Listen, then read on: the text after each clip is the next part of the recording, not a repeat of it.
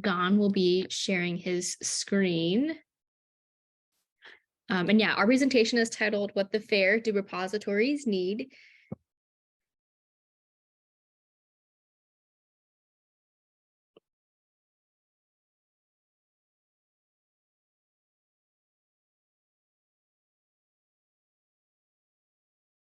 Thanks, Don.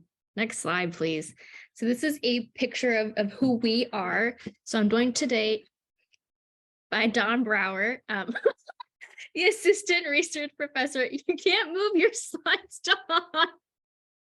The assistant research professor at the Center for Research Computing at the University of Notre Dame. I'm Michaela Narlock. I'm the director of the Data Curation Network based at the University of Minnesota. Next slide, please. So you might already know what this is, but for those who don't, we're going to spend some time today talking about FAIR. And FAIR is an acronym, and it's a very successful acronym. And it stands for Findable, on the next slide, please, Don. Findable, accessible, interoperable, and reusable. Now, what these are a set of guiding principles. There are 15 principles in total, broken down into these 4 categories to encourage data reuse, data discoverability, and to maximize what we can get out of data sets. Next slide, please. You might be thinking that's great, but I need to know a little more about them. So the FAIR data principles are a technology agnostic guidelines for your data and metadata. These started as an academic conversation on how to make specifically biology data more usable. These scholars were aware that there was a lot of data being collected, but it was hard to find, and it was hard to even reuse past that point. And so this was one attempt of many to really grapple with how do we organize and get, again, the most value out of all the data being generated.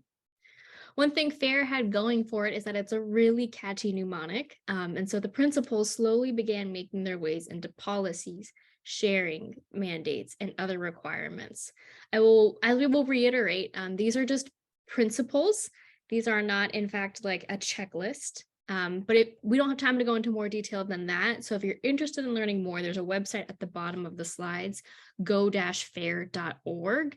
And you can go learn about those more while we unpack what might be your next question, which is on the next slide, why FAIR matters, or why does it matter? Sorry. Okay, on the next slide, here's a non-exhaustive list of reasons that you might care about FAIR data for your repository. There are many extrinsic and intrinsic reasons. One extrinsic reason is funders and journal requirements. So these are FAIR data principles are increasingly making their ways into mandates about data management plans and data sharing plans. So for example, the NIH, NSF, the recent White House OSTP memo, all of these mention FAIR data, or they come real close to mentioning FAIR data without actually saying FAIR. So you can tell that these have had a really strong impact on external requirements for sharing data. One intrinsic desire you might want to embrace these FAIR data principles is the idea that data and related source code are first-class scientific citizens, and they should be preserved, as we heard about from our keynote speaker. But one thing that we will pose to all of you is what's the point of keeping data that's never going to be found, accessed, or reused again? And so FAIR is a really good, can be a good driver from the intrinsic perspective of wanting to make sure that data can be really utilized as much as possible. And it also promotes reproducible science, which we've seen how important that is in the current COVID-19 pandemic. Lastly, there's this vision of interoperability. There is, I don't need to tell all of you, a proliferation of repositories that all use different standards and practices. And FAIR works towards a linked data possibility because interoperability between repositories is essential. As we keep growing, how can users search across as many repositories as possible without having to go to each one? In fact, my colleague Don prompts you to think about how many repositories are there. Any guesses? And would you want to go searching through even more than 5 of them? Next slide, please. But to kind of start tying this up to lead into Don's portion. FAIR is really a distillation of good research data management practices. And it's important for your repository for a couple of reasons beyond what those researcher motivations might be. First, it can help you receive the recognition for all of the awesome work that you are doing. Researchers, if they aren't already, are going to come to your repository and say, are you FAIR compliant or something to that effect? And having an answer ready will be really invaluable for keeping and finding new folks to deposit data. It can also help you stay updated on maintenance. That's, one of those hard things to do. But if you have to stay on top of what being FAIR looks like for your repository, you have to keep maintaining it. And lastly, you don't want to be a lonely island repository. You don't want to be separated from all of the other repository infrastructure in the US and internationally. And FAIR helps you think about how to tap into that. So on the next slide, we have the hot take that your repository is already FAIR. Because there's no certification process, to some degree, your repository is already FAIR. I mean, who can tell you that it's not, right? But on the next slide, your repository can be more FAIR too.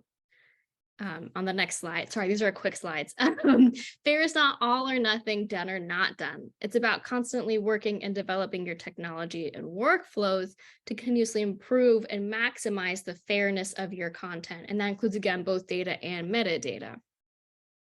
There is a process, and every step, every improvement is good. Put another way, on the next slide, FAIR is a compass, not a map. It tells you where you're headed or where your researchers might want you to head, but not necessarily how to get there. And with that, I'll turn it over to my coworker, Don Brower. Thanks, Michaela. It's trickier when you do this with. All right, sorry. Okay, let me move on. So, all right. After the hot take on that you're already FAIR, the question is, what can you do to work towards FAIR? So, and since FAIR is an academic discussion, it started as academic discussion, there aren't really any standards, but there are ideas of things you can do, and I think it's important to talk about like what repository managers and developers especially can do, since a lot of these involve like some software architectural decisions. So the 5 kind of low-hanging fruits that we have noticed or we have identified, we want to point out, are persistent identifiers, explicit licensing, landing pages, metadata harvesting, and machine actionable interfaces. And as I was listening to the keynote today, I was just seeing all these things click off. So like these are very good starting point to work on. So persistent identifiers, like we need a way to refer to things unambiguously at a worldwide level. This is especially true when your metadata is harvested or when other search engines are pointing back to your content. But identifiers also exist over time, since people will cite items and scholarship will build itself on top of it. And so since the names of things are so critical, this is really the most important service a repository can provide. Like nothing else is really useful without these. Now, the key with persistent identifiers is keeping them persistent. So like even after repository migrations, even after collections move, even after institutions combine, like you need to think long-term for these. So the current consensus is that URLs are an effective worldwide identifier scheme, since they have uniqueness properties and they're resolvable, they can turn into a web page. But relying on URLs is tricky, since what if your repository changes web frameworks or implementations where the old identifiers and paths still work? If you move from, say, a vended solution to Samvera, like, will the identifiers still work? Like, this requires some engineering forethought and care. Like one possible solution, there's a few possible solutions. One of them is DOIs. Essentially, the DOI registry acts as like an indirection between the identifier and your repository. Another one are like these archival resource keys, which are free. They have nice properties and they should be more common, in my opinion. One subtle issue to think about is that items may have more than one identifier. Like a paper may have a publisher DOI in addition to an identifier that your repository assigns, or a repository, an item may have a repository identifier in addition to another one, like how archive papers have an archive ID and a DOI. So you should need to design your software to account for this, that there's not that two different identifiers may refer to the same thing. The next low-hanging fruit is licensing. I always confuse licensing with copyright, but they're very two different concepts. Copyright is who owns the item, and licensing is how you can reuse it. And for people to use your content, they need to know what kinds of reuse is allowed. Like, is it only available for research? Can they remix it into art projects? Can they use it as a machine learning data set for their startup? Explicit is better than implicit, when, and especially and over relying on fair use, but it does require the copyright holder to indicate the license that the item is available under. The licensing term should show up on the item info page, and additionally, like the licensing ideally should also be machine readable as part of some harvesting campaign.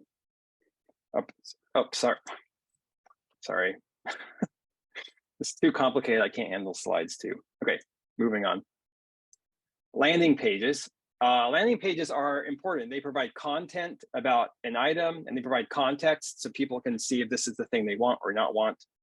They also, separating a landing page from the files is helpful, since sometimes an item may have more than one file, or there may be private files, or there may be files that were removed for some reason.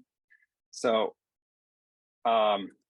most of the time, knowing that an item exists, even if it cannot be accessed, is worthwhile, especially for people looking for stuff. Like if they know that it's at least there, they can figure out who to ask. That's a win. And if you have file versioning, you need a way to list older versions. So also part of the context that a landing page provides is your repository branding. Like this, like saying that this item is in this repository, and also these are the links if you need assistance or if you have a problem with it.